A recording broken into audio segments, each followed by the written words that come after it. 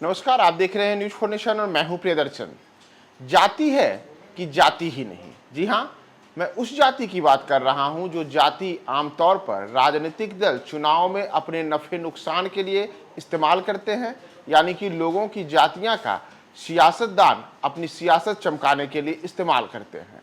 और स्थिति है कि जब लोकसभा चुनाव आए हैं तो जाति की ये राजनीति इस कदर हावी है कि आप बार बार जब बिहार के कई लोकसभा क्षेत्रों पर नजर डालेंगे तो वहां कोई भी सियासी दल अपने तमाम जो सियासी समीकरण बनाते हैं उसमें जातियों का विशेष ध्यान रखते हैं। और स्थिति तो ऐसी है कि बिहार के कई ऐसी लोकसभा की सीटें हैं जहां पे एक ही जाति के लोग पिछले लंबे अरसे से लगातार बने हुए हैं, यानी कि भले ही चेहरे बदल जाएं लेकिन जिस जाति का नुमाइंदा उस क्षेत्र की नुमाइंदगी कर रहा है उसकी जाति एक ही होती है। और यहाँ आपको यह भी जानकर हैरानी होगी कि एक ही जाति की नुमाइंदगी करने वाले बिहार के जो अलग अलग संसदीय क्षेत्र हैं उसमें कई ऐसे क्षेत्र हैं जहाँ की सवर्णों का दबदबा है। जी हाँ, यानी कि वैसे लोकसभा के क्षेत्र जहां पिछले अगर हम 15 वर्षों की बात करें और वहां से लगातार एक ही जाति के लोग चुनाव जीतते आए हैं तो उसमें ऐसी सीटों में सवर्णों की संख्या सबसे ज्यादा है। दरअसल वर्ष 2009 में नए परिसीमन के बाद बिहार की 40 संसदीय सीटों के साथ ही देश भर में जो चुनाव होते हैं वह वर्ष 2009 से नए परिसीमन के आधार पर हो रहे हैं।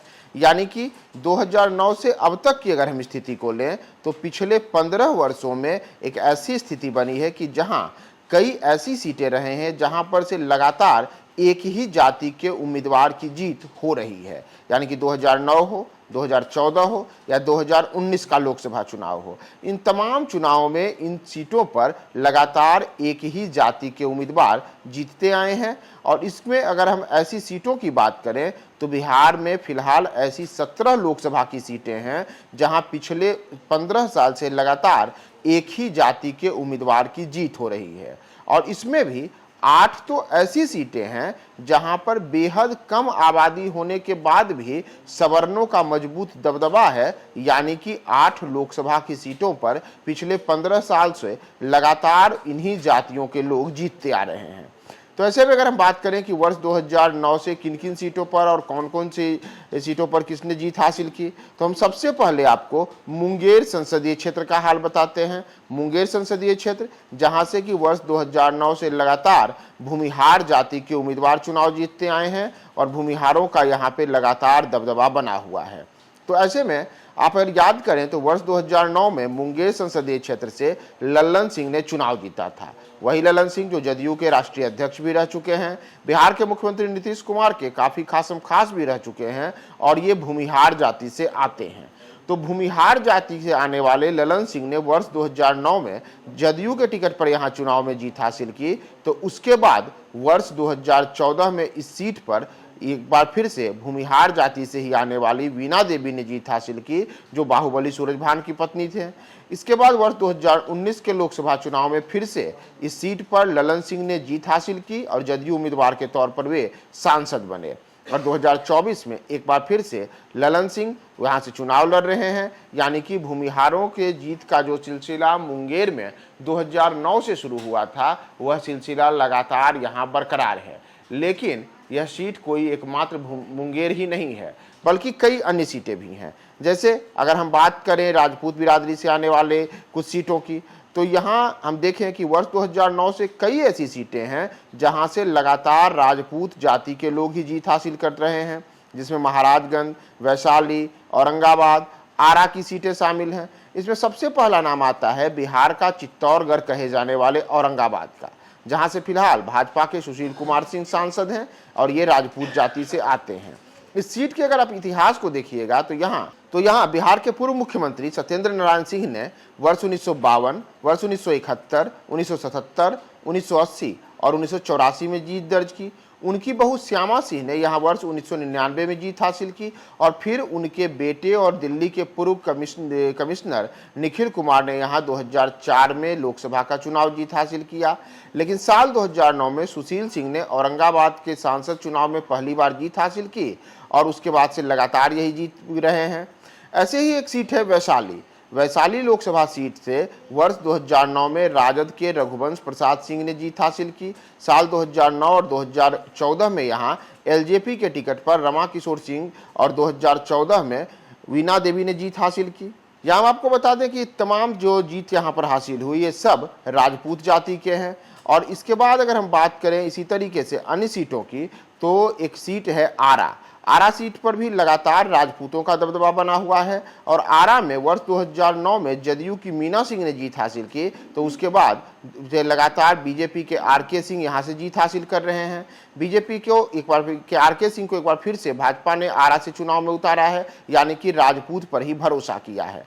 यही स्थिति महाराजगंज सीट की है। महाराजगंज में भी राजपूत जाति से आने वाले उम्मीदवार लगातार चुनाव जीत रहे हैं और 2009 में यहाँ राजद के उमाशंकर सिंह जीते। 2014 और 2019 में बीजेपी के जनार्दन सिंह ने जीत हासिल की और तीसरी बार लगातार भाजपा ने जनार्दन सिंह सिग्रीवाल को यहाँ से टिकट दिया है, यानी कि राजपूत पर भरोसा जताया है।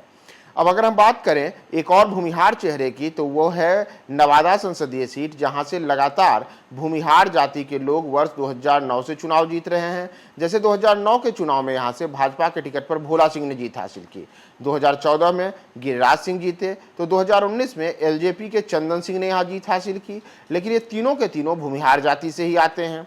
इसी तरीके से कई अन्य सीटें भी हैं जहां पर इसी प्रकार का जातीय समीकरण बना हुआ है।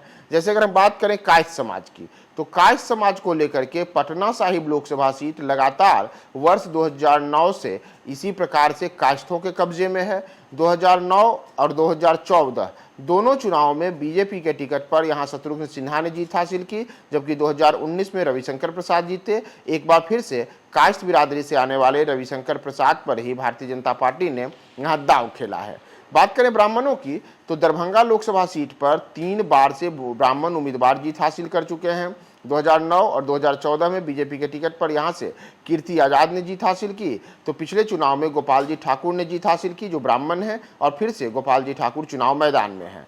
अब अगर हम बात करें यादवों की, जिनकी आबादी बिहार में सर्वाधिक 14% के आसपास बताई जाती है, तो यादवों के पास भी कई ऐसी सीटें हैं जो लगातार 2009 से उनके कब्जे में हैं। और ऐसी सीटों की संख्या फिलहाल 3 है, जिसमें मधुबनी, मधेपुरा और पाटलिपुत्र शामिल है। मधुबनी लोकसभा सीट पर वर्ष 2009-2014 में बीजेपी के हुकुमदेव नारायण यादव ने जीत हासिल की। इसके बाद उनके बेटे अशोक ने इस सीट पर जीत हासिल की। अशोक एक बार फिर से बीजेपी के टिकट पर चुनाव मैदान में उतरे हैं, यानी कि यादव पर ही भाजपा ने भरोसा जताया है। पाटलिपुत्र लोकसभा सीट की बात करें तो यहाँ 2009 में जदयू के रंजन यादव ने लालू यादव को हराया था। इसके बाद 2014 और 2019 में बीजेपी के रामकृपाल यादव यहां से चुनाव जीत रहे हैं और लालू यादव की बड़ी बेटी मीसा भारती को मात दे चुके हैं। एक बार फिर से मीसा भारती और रामकृपाल यादव यहां आमने सामने हैं, यानी कि यादवों के लिए ही एक तरीके से कहें तो पाटलिपुत्र भी 2009 से लगातार सुरक्षित सीट बनी हुई है। मधेपुरा, जिसे यहां तक कहा जाता है कि रोम पोप का और मधेपुरा गोप का, तो उस मधेपुरा में 2009 से लगातार पहले शरद यादव जीते, फिर राजद के पप्पू यादव ने जीत हासिल की और 2019 में यहां से जदयू के दिनेश चंद्र यादव ने जीत हासिल की। तो इस तरीके से लगातार मधेपुरा में यादव जीत रहे हैं और फिर से यहां यादवों के बीच ही मुकाबला है। नालंदा और काराकाट लोकसभा सीट की अगर हम बात करें तो यहाँ कुर्मी और कुशवाहा बिरादरी का दबदबा है और दोनों सीटों पर लगातार यहाँ कुर्मी और कुशवाहा उम्मीदवार वर्ष 2009 से ही चुनाव जीतते आए हैं। कौशलेंद्र कुमार लगातार नीतीश कुमार के गृह जिले नालंदा से चुनाव जीत रहे हैं। तो दूसरी ओर अगर हम बात करें काराकाट संसदीय क्षेत्र की, तो यहाँ से 2009 में महाबली सिंह ने चुनाव जीता, 2014 में उपेंद्र कुशवाहा जीते और 2019 में एक बार फिर से महाबली सिंह जीते, जो कि कुशवाहा बिरादरी से ही आते हैं। इसी तरीके से पश्चिम चंपारण सीट पर ओबीसी में आने वाले संजय जायसवाल का दबदबा है और लगातार वे वहां चुनाव जीत रहे हैं। मुजफ्फरपुर सीट पर निषाद समाज के प्रत्याशी जीत हासिल करते आ रहे हैं। यानी कि बिहार में ये ऐसी 17 सीटें हैं जहां से पिछले अगर हम लंबे अरसे की बात करें तो 2009 से लगातार एक ही जातियों का इन सीटों पर दबदबा है और इस बार भी इन सीटों पर इन्हीं जातियों के उम्मीदवारों को चुनाव मैदान में उतारा गया है।